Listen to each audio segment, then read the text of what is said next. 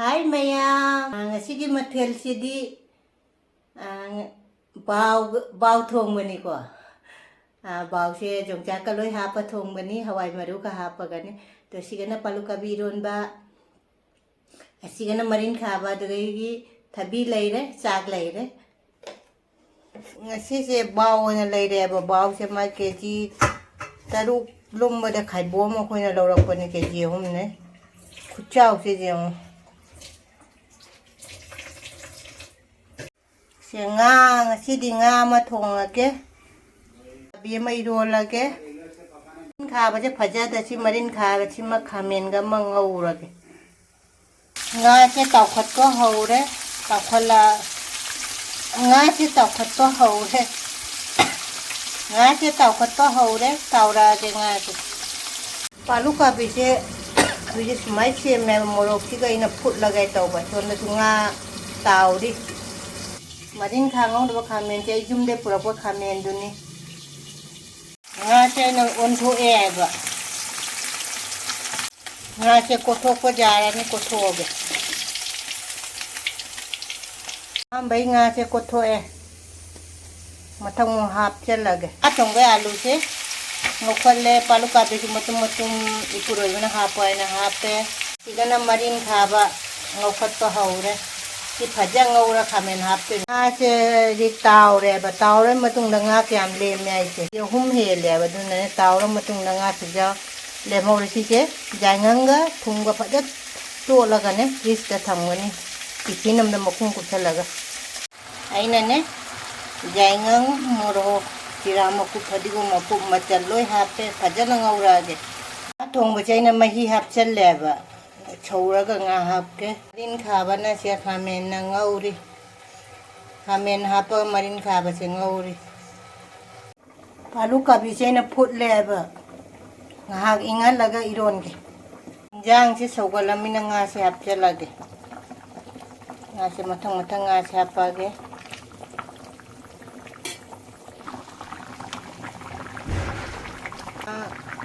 yang di phaja chaure phadi ko mapchen bazara ni mai kangal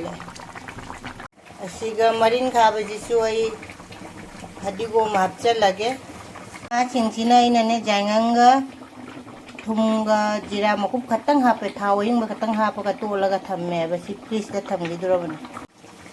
marin kha ba chaina phadi ko mapchen le ba ha ngaura ge lo challa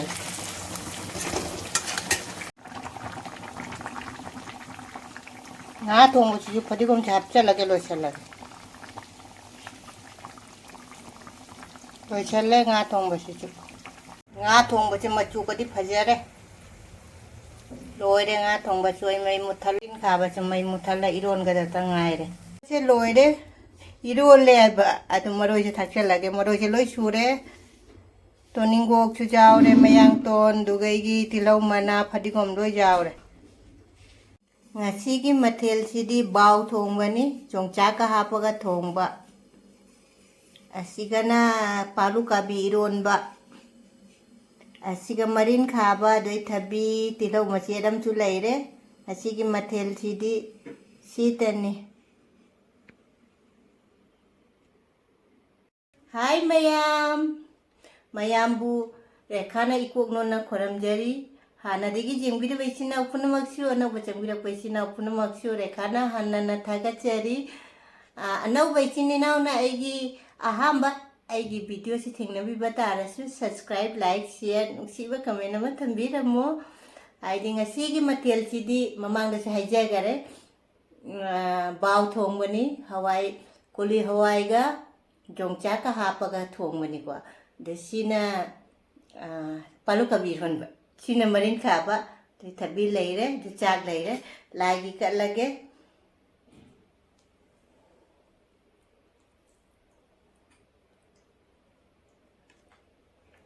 nga tong ba hape marin khaba lagi si kaino si sukha hapa ge ko na be ko na be ai se isin kara hapa ge si tham ga ge lagi se siga mayam chaba haura se mayam chamina ra si ko kari na cha chi ge irom ba cha chi ko ꯃꯌꯥꯝ ꯁꯤ ꯈꯜꯂꯝꯒꯅꯤꯀꯣ ꯉꯥ ꯊꯣꯡꯉꯒ ꯏꯔꯣꯝꯕ ꯏꯜꯂꯦꯅ ꯉꯥꯁꯨ ꯏꯜꯂꯛꯀꯅꯦꯕ ꯉꯥꯒꯁꯦ ꯆꯥꯎꯕꯅ ꯀꯩꯅꯣꯁꯦ ꯄꯤꯁꯁꯦ ꯃꯌꯥꯝꯁꯦ ꯆꯥꯃꯤꯟꯅꯔꯁꯦ ꯆꯥꯛꯁꯨ ꯂꯥꯝꯃꯦ ꯃꯌꯥꯝꯗ ꯏꯟꯒ꯭ꯔꯃꯤ ꯆꯥꯕ ꯍꯧꯔꯒ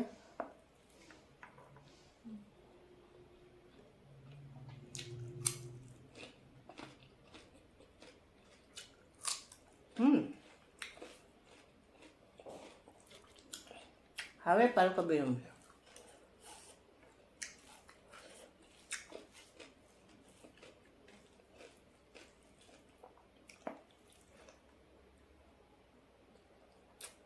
메인 사바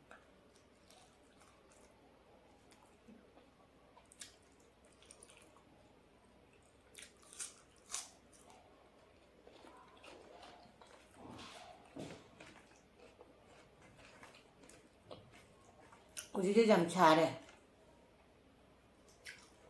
펜 다들이 무방 동문데.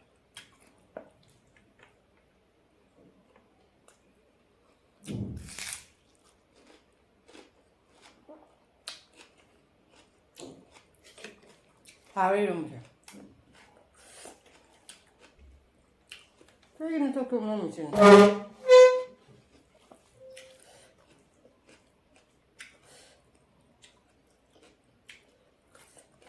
하위 발로카비 이러면서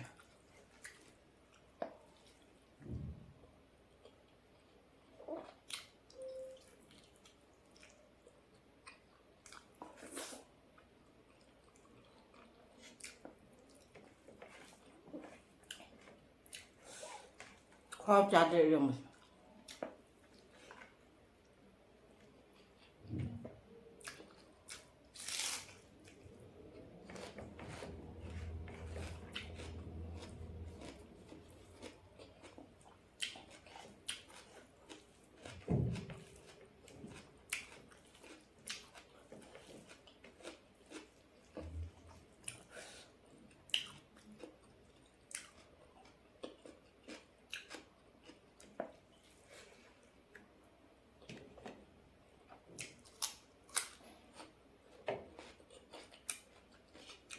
마진 가위 하와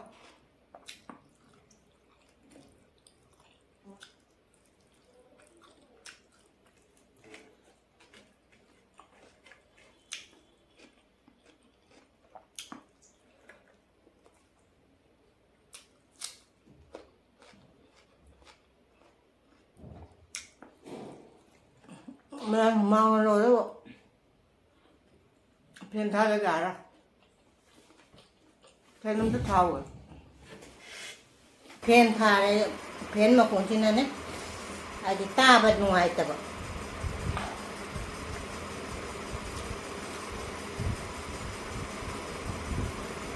ngã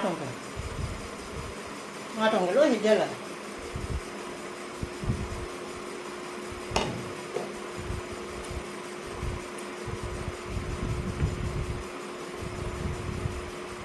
ngon cưng của ấy kìa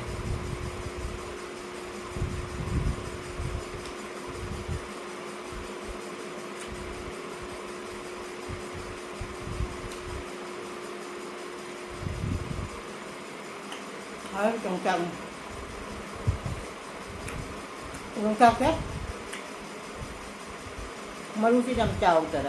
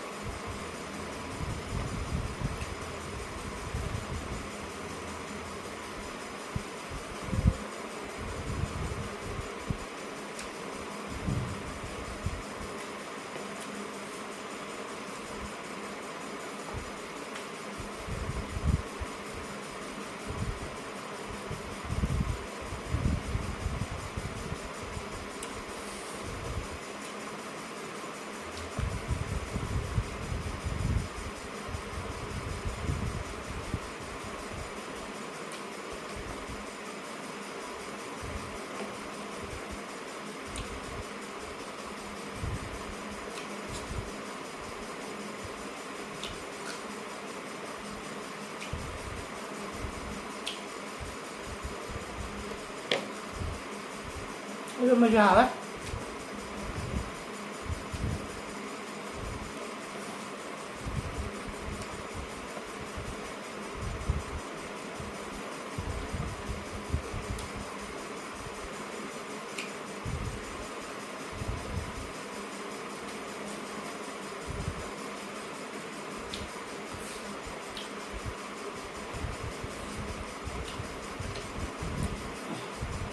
아, 저.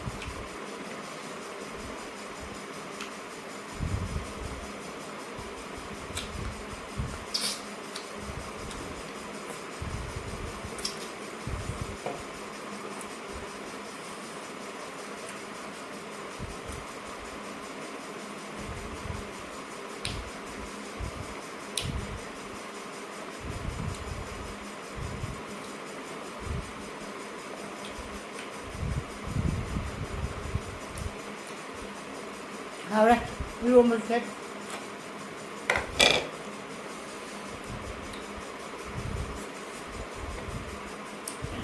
thùng đi mình hỏi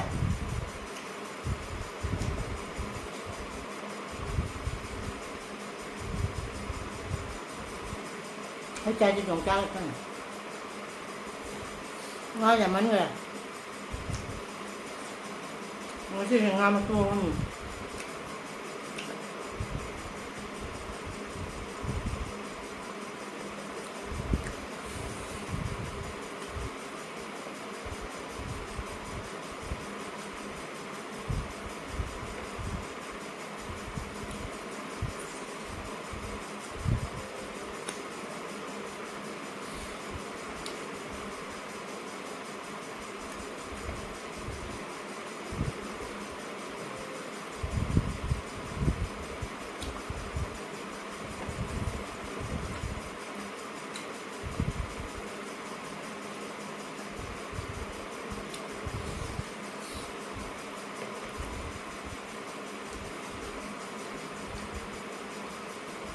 งาจะเจ้ามันเนี่ยแบบ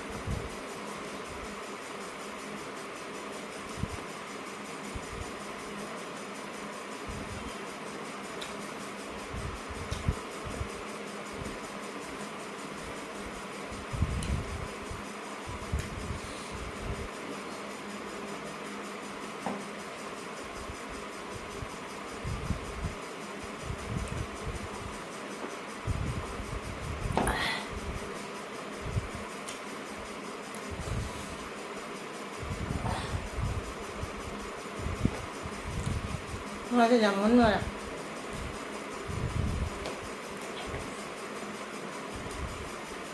lối trang hàng một đại thành mà nga sẽ chăm này cái nó tối gì chỗ của nga sẽ chăm cha và hình này đẹp ở chăm đó cha bút đi chay nhá à đuôi khắp bị kết tổ của nga nó hào đây đi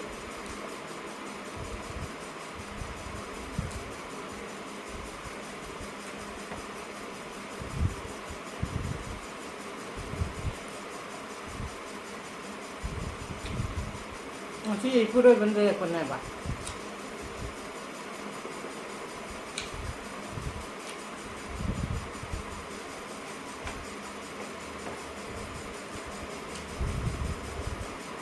vì thôi em ngà kìa chồng nó nữa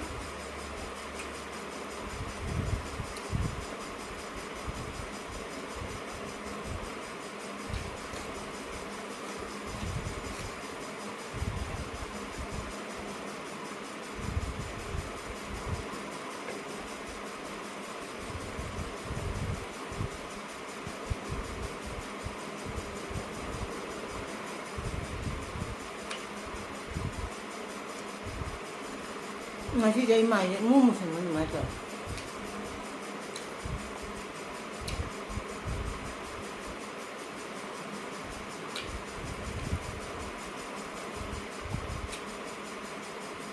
anh khai nó hỏi cái thao người ta nên mà xài để tôi học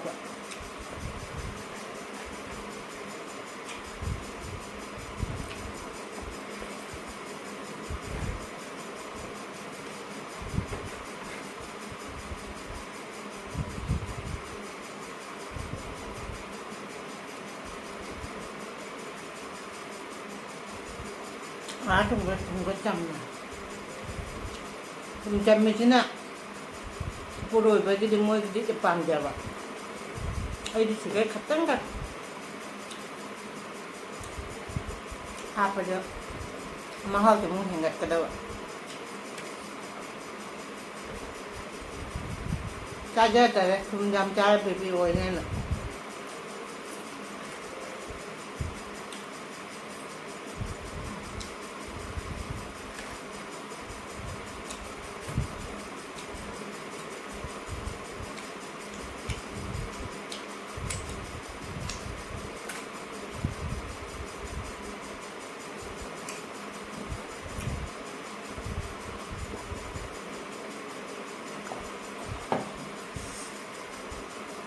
Mayang masih di ngã thùng bờ đây đôm bờ xin nè kẻ lý hào quá ngã thùng bờ xe hào để bắt chúng khách chầm mẹ cha bờ đi dài vậy con nó khách chầm mẹ cùi bờ đi môi chập chà bờ nè để mà thằng đúng mù vàng để thằng đeo vlog để thằng đeo narasi ngã đi xe thăm cái ba